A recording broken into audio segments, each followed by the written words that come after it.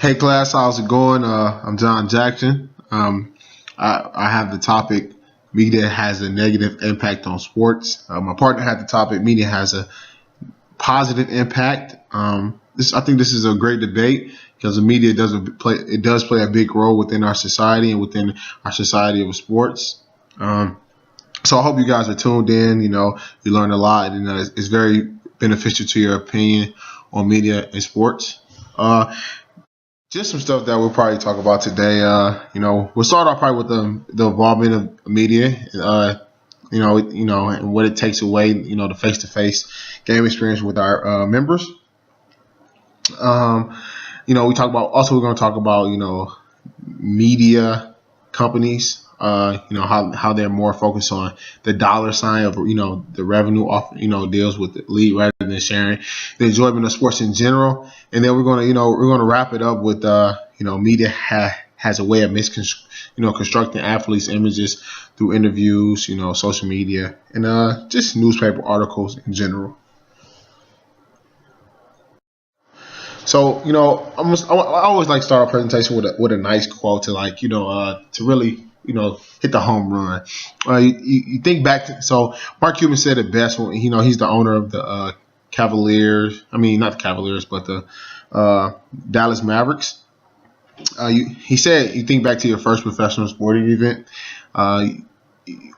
you ever went to. It was probably a parent taking you to the game. What do you remember? Do you remember the score? A home run, a jump shot, a pass play, or do you remember who you were with?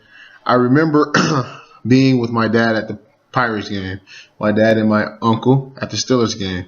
Think about the fondest memories at a sporting event. We don't see the game. We sell unique, emotional experience. We're not in the business of selling basketball. We're in the business of giving you a chance to, create a shared experience. So, this ties into my first point.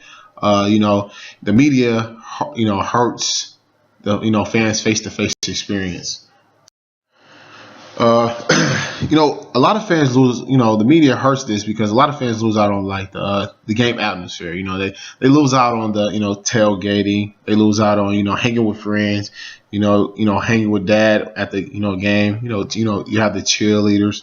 You have so many special things that make the game atmosphere special. If you understand what I'm saying. You also have the jumbotron, the kiss me cam. Those things will last for a lifetime and really help your experience throughout your life when it comes to a game. We see that a lot of fans and people they're worried too much about social media updates rather than the game itself. It's easy to get an update on your phone, but it's better to see it in person. How many people can say, hey, I saw Kobe's last game in person? A lot of people can say I saw it on TV, but when you have the availability to say, hey, I saw it in person, it does something special. It does something special with your life. Also, you lose out on the intense emotional aspect of the game. You get excited when you see Kobe Bryant hitting that game winning shot. But hey, when you're at a game and you see him hitting in person, and you're hitting high fives with everybody in your surrounding. So I think with media involvement, it really hurts face-to-face game experience.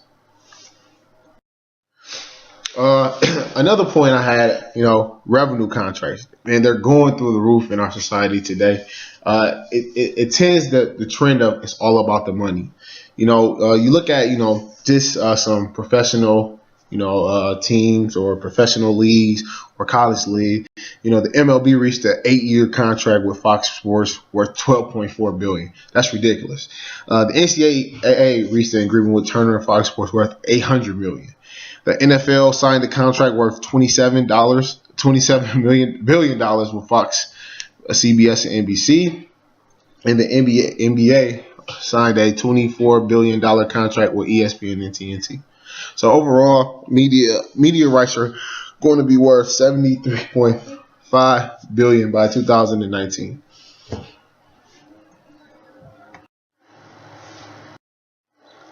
So what's more important?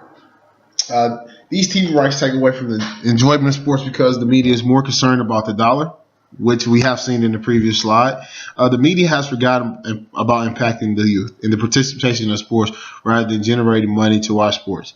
So there is, play 60, but what else? What else? We have little commercials, but can the media give more? Instead of these negative aspects?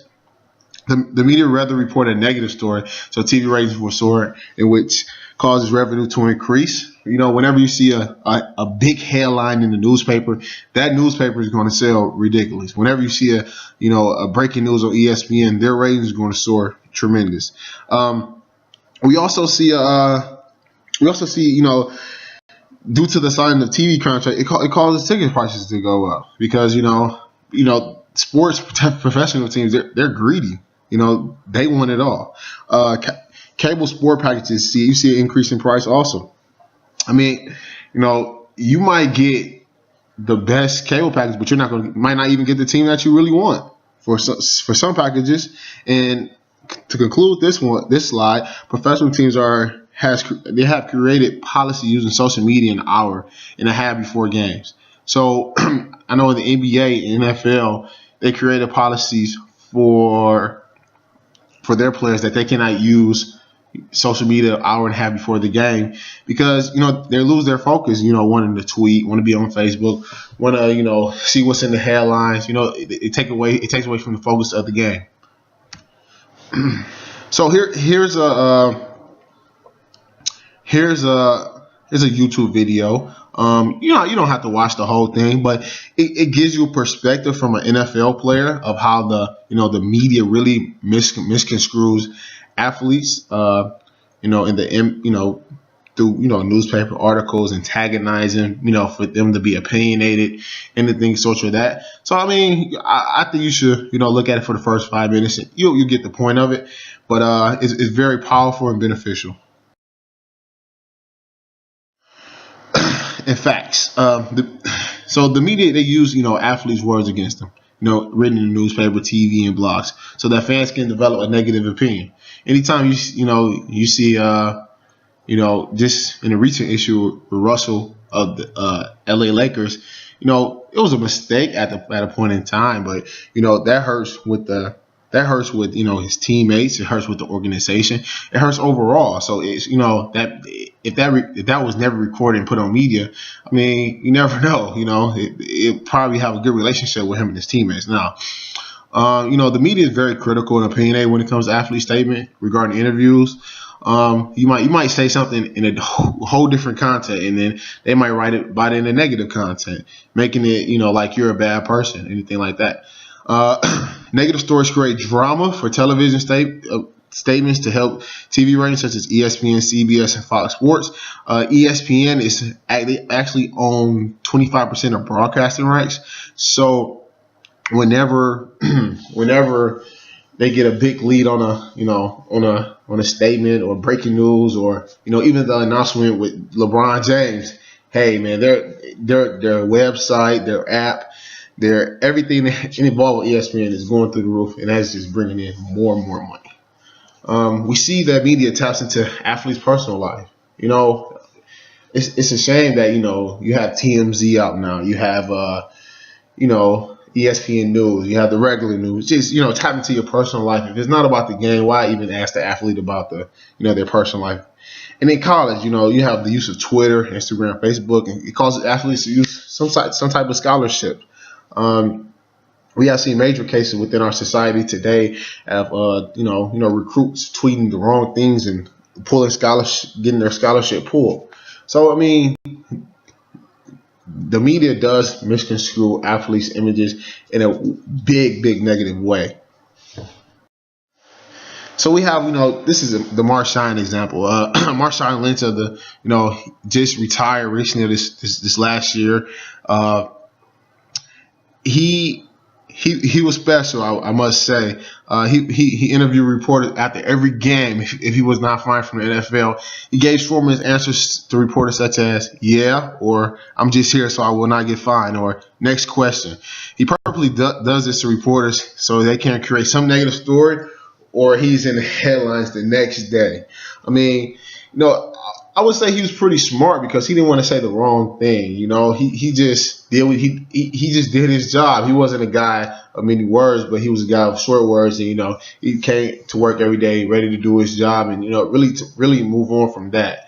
So I think that's very, very important. I think if athletes had more of the Marshawn approach towards it in some aspects, like Cam Newton in the recent Super Bowl. I mean, I think they'll be well off. They won't give the media a chance to really write those stories.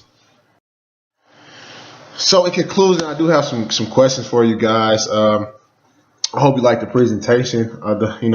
I hope you enjoy. So here's the question for the class: how can the media stop having a negative impact on sports? Do you believe as though that it's all about the money when the media is involved in sports? And number three, so more athletes have the Marshawn Lynch approach. This is my time, and I appreciate everybody tuning in for the segment of our presentation, and I hope you enjoy.